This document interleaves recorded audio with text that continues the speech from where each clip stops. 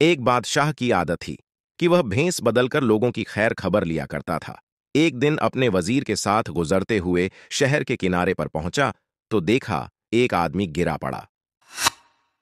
Hell बादशाह ने उसको हिलाकर देखा तो वह मर चुका था। लोग उसके पास से गुजर रहे थे। बादशाह ने लोगों को आवाज दी, लेकिन कोई भी उसके नजदीक नहीं आया क्योंकि लोग बादशाह को पहचान न सके। बादशाह ने वहां रह रहे लोगों से पूछा, क्या बात है, इसको किसी ने क्यों नहीं उठाया? लोगों ने कहा, यह बहुत बुरा और गुनाहगार इंसान है। बादशाह ने कहा, क्या यह इंसान नहीं है? और उस आदमी की लाश उठाकर उसके घर पहुंचा दी और उसकी पत्नी को लोगों के रवैये के बारे में बताया। उसकी पत्नी अपने पति की लाश देखकर रोने लगी और कहने लगी, मैं गवाही देती हूं, मेरा पति बहुत नेक इंसान है। इस बात पर बादशाह को बड़ा ताज्जुब हुआ, कहने लगा, यह कैसे हो सकता है?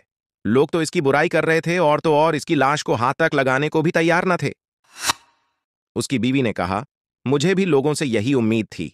दरअसल हकीकत यह है कि मेरा पति हर रोज शहर के शराब खाने में जाता, शराब खरीदता और घर लाकर नालियों में डाल देता और कहता कि चलो कुछ तो गुनाहों का बोझ इंसानों से हल्का हुआ।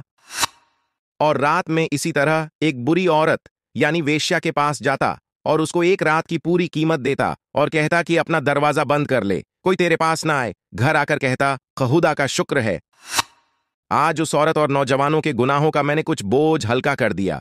लोग उसको उन जगहों पर जाता देखते थे। मैं अपने पति से कहती, याद रखो, जिस दिन तुम मर गए लोग तुम्हें नहलाने तक नहीं आएंगे, न तुम्हारी अर्थी को कंधा देने आएंगे।